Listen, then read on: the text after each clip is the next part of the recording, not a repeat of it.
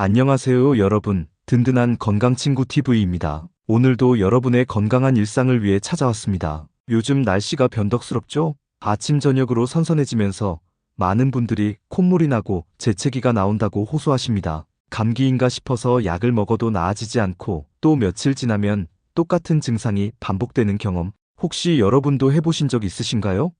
오늘은 바로 이런 증상의 주범, 비염에 대해서 자세히 알아보는 시간을 가져보려고 합니다. 비염은 정말 많은 분들이 겪고 계시는 질환입니다. 통계를 보면 우리나라 국민 10명 중 3명이 비염을 앓고 있다고 합니다. 특히 환절기만 되면 증상이 심해져서 일상생활에 큰 불편을 겪으시는 분들이 정말 많으시죠. 하지만 너무 흔한 질환이다 보니 대수롭지 않게 생각하고 그냥 참고 지내시는 경우가 많습니다. 오늘 이 시간을 통해서 비염이 정확히 무엇인지, 왜 생기는지, 그리고 어떻게 관리하고 치료해야 하는지 함께 공부해 보도록 하겠습니다. 먼저 비염이 무엇인지부터 알아볼까요?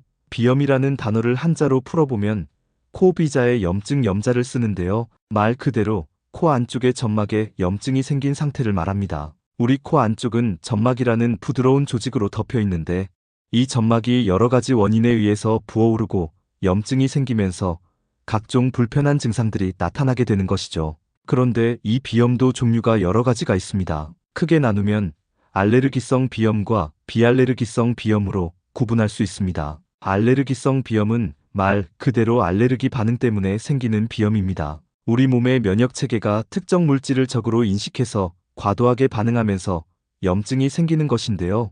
대표적으로 진먼지 진드기, 꽃가루, 곰팡이, 반려동물의 털이나 비듬 같은 것들이 원인이 됩니다. 이런 알레르기성 비염은 또 계절에 따라서 나눌 수 있는데요. 봄이나 가을처럼 특정 계절에만 증상이 나타나는 계절성 알레르기 비염이 있고 1년 내내 증상이 지속되는 통년성 알레르기 비염이 있습니다. 계절성은 주로 꽃가루가 원인이 되는 경우가 많고 통년성은 진먼지 진드기처럼 1년 내내 우리 주변에 존재하는 것들이 원인이 되는 경우가 많습니다. 반면에 비알레르기성 비염은 알레르기 반응이 아닌 다른 원인들로 인해서 생기는 비염을 말합니다. 온도나 습도의 급격한 변화, 담배 연기나 매연 같은 자극적인 물질, 특정 냄새, 스트레스, 호르몬 변화 등이 원인이 될 수 있습니다. 특히 혈관운동성 비염이라고 해서 코 점막의 혈관이 과민하게 반응해서 생기는 비염도 있는데 이런 경우는 찬 공기를 마시거나 뜨거운 음식을 먹을 때 갑자기 콧물이 줄줄 나오는 증상을 경험하시게 됩니다.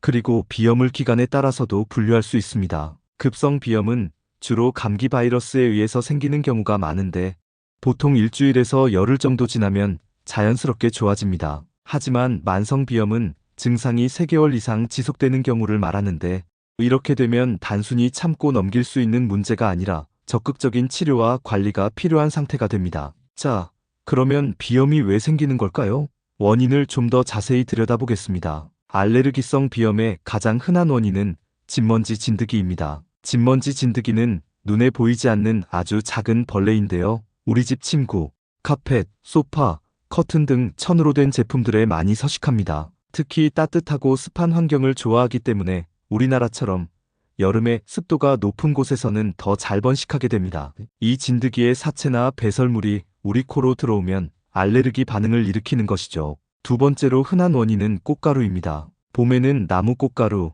초여름에는 풀 꽃가루, 가을에는 잡초 꽃가루가 주로 문제가 되는데요. 특히 우리나라에서는 봄철 자작나무, 오리나무, 참나무 꽃가루와 가을철 돼지풀, 쑥 꽃가루가 대표적인 알레르기 유발 물질입니다. 꽃가루는 바람을 타고 멀리까지 날아가기 때문에 실내에 있어도 완전히 피하기는 어렵습니다. 반려동물을 키우시는 분들은 동물의 털이나 비듬, 침, 소변 등에서 나오는 단백질 성분이 알레르기를 유발할 수 있습니다. 특히 고양이 알레르기가 개보다 더 흔하고 증상도 심한 편인데 이는 고양이의 피지선에서 분비되는 특정 단백질이 강력한 알레르겐으로 작용하기 때문입니다. 많은 분들이 오해하시는 게 털이 없는 품종은 괜찮을 거라고 생각하시는데 실제로는 털이 아니라 피부에서 나오는 물질이 문제이기 때문에 털이 없는 품종도 알레르기를 일으킬 수 있습니다. 곰팡이도 중요한 원인 중 하나입니다. 습한 욕실이나 지하실, 에어컨 필터, 가습기 등에서 자라는 곰팡이, 포자가 공기 중에 떠다니다가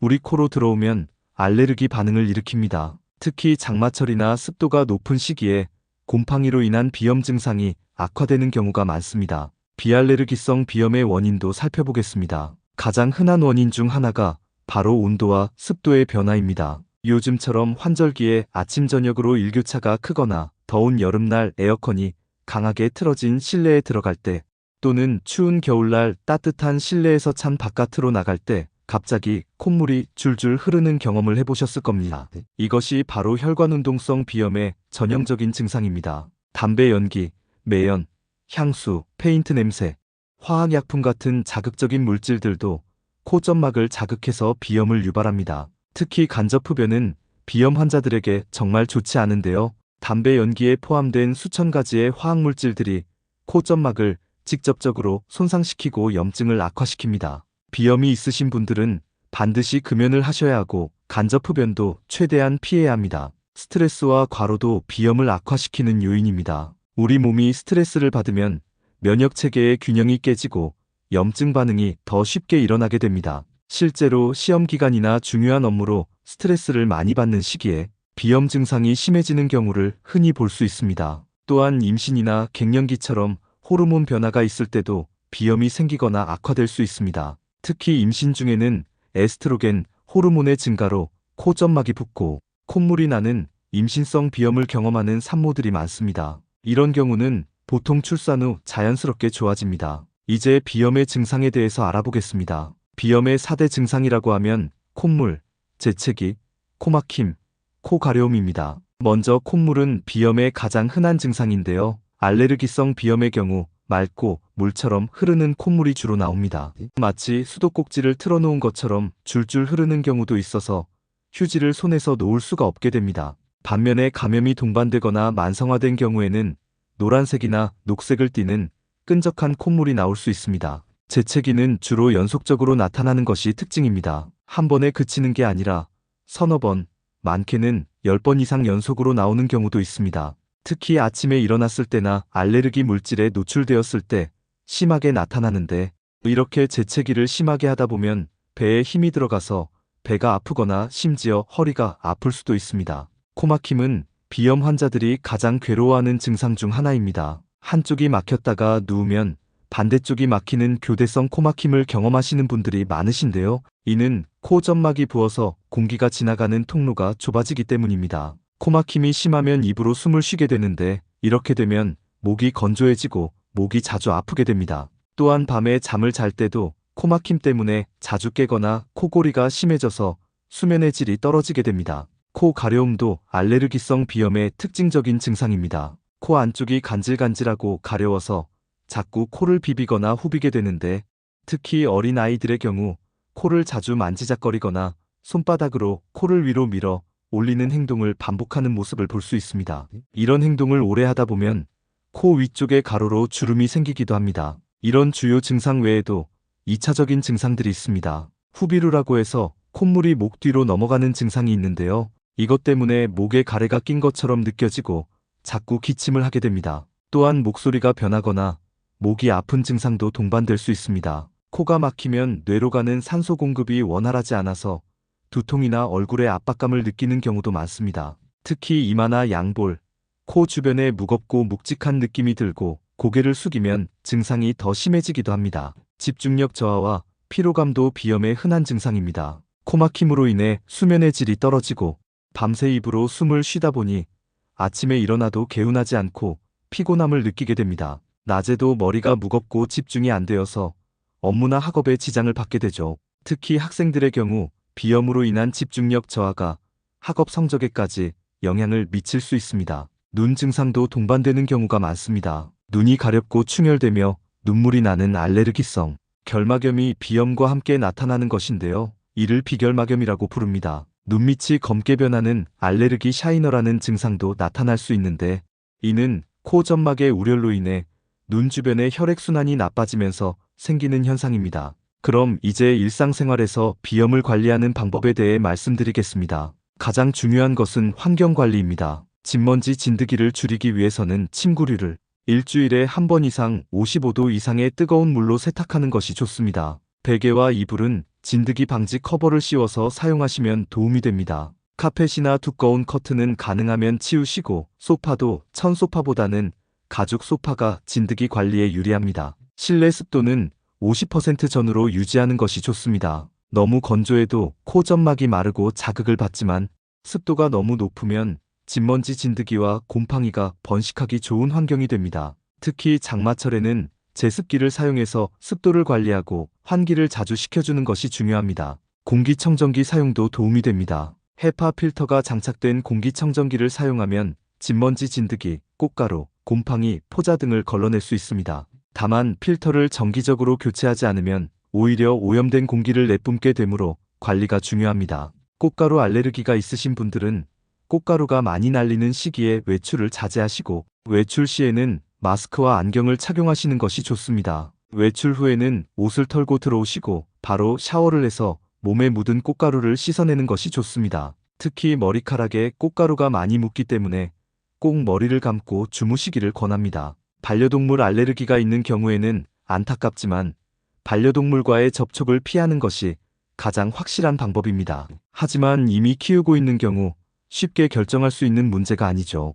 이런 경우에는 적어도 침실에는 반려동물이 들어오지 못하게 하고 일주일에 2번 이상 목욕을 시켜주며 공기청정기를 사용하고 자주 환기하는 것이 도움이 됩니다. 생활습관 개선도 중요합니다. 규칙적인 운동은 면역력을 높이고 비염 증상을 완화하는 데 도움이 됩니다. 다만 꽃가루가 많이 날리는 시기에는 야외 운동보다는 실내 운동이 좋고 운동 후에는 꼭 샤워를 해서 몸에 묻은 알레르기 물질을 씻어내야 합니다. 충분한 수면과 스트레스 관리도 필수적입니다. 수면이 부족하거나 스트레스가 많으면 면역 체계가 약해져서 비염 증상이 악화될 수 있습니다. 규칙적인 수면 패턴을 유지하고 명상이나 요가, 취미 활동 등으로 스트레스를 관리하는 것이 좋습니다. 식습관도 신경 써야 합니다. 인스턴트 음식이나 기름진 음식, 맵고 자극적인 음식은 염증을 악화시킬 수 있으므로 피하는 것이 좋습니다. 반면에 오메가3가 풍부한 생선이나 항산화, 성분이 많은 채소와 과일을 충분히 섭취하면 염증을 줄이는 데 도움이 됩니다. 특히 비타민C가 풍부한 과일과 야채, 항염증 효과가 있는 생강이나 강황 같은 식품들이 도움이 될 수 있습니다. 수분 섭취도 중요합니다. 물을 충분히 마시면 코 점막이 촉촉하게 유지되어 바이러스나 알레르기 물질에 대한 방어력이 높아집니다. 하루에 8잔 이상의 물을 마시는 것을 목표로 하시면 좋습니다. 코 세척은 비염 관리에 아주 효과적인 방법입니다. 생리식염수로 코를 세척하면 코 안에 쌓인 알레르기 물질이나 먼지, 세균 등을 씻어낼 수 있고 코 점막의 부기를 가라앉히는 데도 도움이 됩니다. 약국에서 코 세척용 식염수와 세척기를 구입할 수 있는데 하루에 한두 번 정도 세척해 주시면 좋습니다. 특히 외출 후나 잠들기 전에 하시면 효과적입니다. 코 세척을 할 때는 미지근한 식염수를 사용하고 고개를 옆으로 45도 정도 기울인 상태에서 한쪽 콧구멍으로 식염수를 넣으면 반대쪽 콧구멍으로 나오게 됩니다. 처음에는 어색하고 불편할 수 있지만 익숙해지면 정말 개운하고 시원한 느낌을 받으실 수 있습니다. 다만 세척 후에는 코를 너무 세게 풀지 말고 자연스럽게 흘러나오게 하거나 가볍게 풀어주는 것이 좋습니다. 이제 치료 방법에 대해 말씀드리겠습니다. 비염 치료는 크게 약물 치료, 면역 치료, 그리고 수술적 치료로 나눌 수 있습니다. 먼저 약물 치료부터 살펴보겠습니다. 가장 많이 사용되는 약물은 항히스타민제입니다. 알레르기 반응을 일으키는 히스타민이라는 물질의 작용을 차단해서 재채기, 콧물, 가려움 등의 증상을 완화시킵니다. 1세대 항히스타민제는 효과는 좋지만 졸음이 오는 부작용이 있었는데 요즘은 졸음이 적은 2세대, 3세대 항히스타민제들이 많이 개발되어 있습니다. 비강 스프레이 형태의 약물도 많이 사용됩니다. 스테로이드 비강 스프레이는 코 점막의 염증을 직접적으로 줄여주는데 먹는 약에 비해 전신적인 부작용이 적고 효과가 좋습니다. 많은 분들이 스테로이드라는 말에 걱정하시는데 비강 스프레이는 코 안에만 작용하고 전신으로 흡수되는 양이 아주 적기 때문에 의사의 지시대로 사용하시면 안전합니다. 다만 효과가 나타나기까지 며칠에서 일주일 정도 걸릴 수 있으므로 꾸준히 사용하는 것이 중요합니다. 항류코트리엔제라는 약도 있습니다. 이 약은 알레르기 염증 반응에 관여하는 류코트리엔이라는 물질을 차단해서 증상을 완화시킵니다. 특히 코막힘 증상에 효과가 좋고 천식이 동반된 경우에 유용합니다. 혈관 수축제 비강 스프레이는 급성으로 코막힘이 심할 때 빠르게 증상을 완화시켜줍니다. 하지만 이 약은 3일 이상 사용하면 안 됩니다. 오래 사용하면 약물성 비염이라는 더 심한 코막힘이 생길 수 있기 때문입니다. 따라서 응급 상황에만 제한적으로 사용해야 합니다. 면역 치료는 알레르기성 비염의 근본적인 치료 방법입니다. 알레르기를 일으키는 물질을 아주 소량씩 반복적으로 몸에 투여해서 우리 몸이 그 물질에 점차 적응하도록 만드는 치료법입니다. 주사로 투여하는 방법과 혀 밑에 넣는 설화 면역 치료가 있는데 보통 3년에서 5년 정도 꾸준히 치료받아야 합니다. 시간은 오래 걸리지만 치료가 성공하면 장기적으로 증상이 현저히 개선되거나 완치될 수 있습니다. 수술적 치료는 약물 치료로 효과가 없거나 코에 구조적인 문제가 있을 때 고려합니다. 비중격이 휘어져 있거나 합의갑계가 비대해져서 코막힘이 심한 경우 또는 만성 부비동염이 동반된 경우에 수술을 할 수 있습니다. 최근에는 내시경을 이용한 수술 기법이 발달해서 흉터도 거의 남지 않고 회복도 빠릅니다. 마지막으로 강조하고 싶은 것은 비염을 절대 방치하면 안 된다는 점입니다. 비염을 그냥 두면 만성 부비동염, 중이염, 천식 등의 합병증으로 이어질 수 있습니다. 특히 어린이의 경우 코막힘으로 인해 얼굴 골격의 발달에 영향을 줄 수 있고 성인의 경우에도 수면 무호흡증이나 만성 피로로 이어져서 삶의 질이 크게 떨어질 수 있습니다. 또한 비염은 집중력 저하와 업무 능률 감소로 이어져서 사회생활이나 학업에도 큰 지장을 줍니다. 실제로 연구 결과를 보면 비염 환자들의 업무, 생산성이 건강한 사람에 비해 30% 이상 낮다는 보고도 있습니다. 또 비염으로 인한 수면 장애는 우울증이나 불안증 같은 정신 건강 문제로까지 이어질 수 있습니다. 그래서 비염 증상이 나타나면 참고 지내지 마시고 이비인후과 전문의를 찾아가셔서 정확한 진단을 받으시는 것이 중요합니다. 어떤 종류의 비염인지 무엇이 원인인지를 정확히 알아야 그에 맞는 적절한 치료를 받을 수 있습니다. 특히 알레르기성 비염의 경우 피부 반응 검사나 혈액 검사를 통해 어떤 물질에 알레르기가 있는지 확인할 수 있고 이를 바탕으로 환경관리와 치료 계획을 세울 수 있습니다. 많은 분들이 비염은 완치가 안 되는 병이라고 생각하시는데 그렇지 않습니다. 물론 체질적인 요인이 있어서 쉽지 않은 것은 사실이지만 적절한 환경관리와 생활습관 개선, 그리고 꾸준한 치료를 병행하면 충분히 증상을 조절할 수 있고 경우에 따라서는 완치도 가능합니다. 특히 면역 치료의 경우 근본적인 치료 효과를 기대할 수 있습니다. 비염 관리의 핵심은 꾸준함입니다. 증상이 좋아졌다고 해서 치료를 중단하거나 환경 관리를 소홀히 하면 다시 악화될 수 있습니다. 날씨가 좋아서 증상이 없는 시기에도 예방적 차원에서 생활 습관을 잘 유지하고 정기적으로 병원을 방문해서 상태를 체크하는 것이 좋습니다. 그리고 인터넷에 떠도는 검증되지 않은 민간요법이나 치료법에 의존하지 마시고 반드시 의학적으로 검증된 치료를 받으시기 바랍니다. 때로는 증상을 더 악화시키거나 부작용을 일으킬 수 있는 방법들이 있기 때문입니다. 궁금한 점이 있으면 담당 의사 선생님께 여쭤보시고 처방받은 약은 의사의 지시대로 정확하게 복용하시는 것이 중요합니다. 또 한 가지 말씀드리고 싶은 것은 가족력이 있는 경우입니다. 부모님 중 한 분이 알레르기 질환이 있으면 자녀가 알레르기 질환을 가질 확률이 50% 정도이고 부모님 두 분 다 있으면 확률이 75%까지 올라갑니다. 따라서 가족 중에 비염이나 천식, 아토피 같은 알레르기 질환이 있다면 자녀들도 주의 깊게 관찰하시고 증상이 나타나면 조기에 치료를 시작하는 것이 좋습니다. 어린이 비염의 경우 특히 주의가 필요합니다. 아이들은 증상을 정확하게 표현하지 못하는 경우가 많고 코막힘 때문에 입으로 숨을 쉬게 되면서 얼굴 모양이 변할 수도 있습니다. 또 집중력이 떨어져서 학업에 지장을 받고 성장기의 수면이 방해받으면 키 성장에도 영향을 줄 수 있습니다. 따라서 아이가 자주 코를 비비거나 킁킁거리고 밤에 코를 골거나 입을 벌리고 자는 모습이 보이면 비염을 의심하고 병원을 방문하시는 것이 좋습니다. 임산부의 경우에도 신중한 접근이 필요합니다. 임신 중에는 호르몬 변화로 비염이 생기거나 악화될 수 있는데 약물 사용에 제한이 있기 때문에 의사와 충분히 상담하셔야 합니다. 다만 비강 스프레이 형태의 스테로이드나 특정 항히스타민제는 임신 중에도 비교적 안전하게 사용할 수 있는 것들이 있으므로 증상이 심하면 참지 마시고 전문의와 상담하시기 바랍니다. 노인분들의 경우에도 비염 관리가 중요합니다. 나이가 들면서 코 점막이 약해지고 건조해지기 쉬운데 여기에 비염까지 있으면 삶의 질이 크게 떨어질 수 있습니다. 또 다른 만성 질환으로 복용하는 약들과의 상호작용도 고려해야 하므로 반드시 의사에게 현재 복용 중인 모든 약을 알려주시고 처방을 받으시는 것이 중요합니다.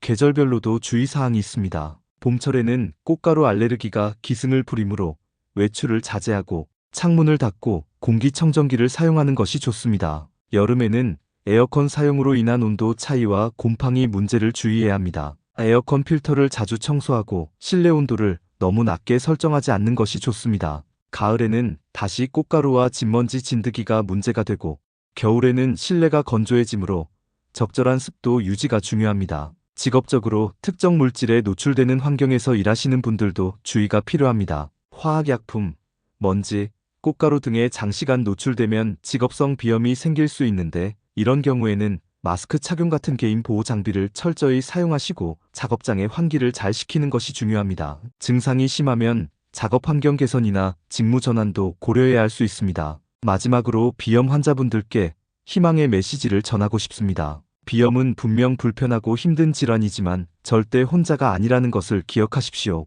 수많은 사람들이 같은 고민을 하고 있고 의학도 계속 발전하고 있습니다. 새로운 치료법들이 개발되고 있고 많은 환자들이 적절한 치료를 통해 정상적인 일상생활을 영위하고 있습니다. 포기하지 마시고 꾸준히 관리하고 치료하시면 반드시 좋아질 수 있습니다. 오늘 말씀드린 환경관리와 생활습관 개선 그리고 적절한 의학적 치료를 병행하시면 비염으로 인한 고통에서 벗어나실 수 있습니다. 증상이 있으시면 부끄러워하거나 미루지 마시고 용기를 내서 병원을 방문하시기 바랍니다. 오늘 이야기가 비염으로 고생하시는 분들께 조금이라도 도움이 되었기를 바랍니다. 더 궁금하신 점이 있으시면 언제든지 댓글로 남겨주시면 성심껏 답변 드리겠습니다. 오늘 영상이 도움이 되셨다면 구독과 좋아요 그리고 알림 설정 부탁드립니다. 구독과 좋아요는 더 좋은 건강 정보를 만드는 데 큰 힘이 됩니다. 알림 설정까지 해두시면 새로운 건강 정보를 가장 빠르게 받아보실 수 있습니다. 여러분의 건강한 내일을 위해 든든한 건강친구 TV가 항상 함께하겠습니다. 감사합니다.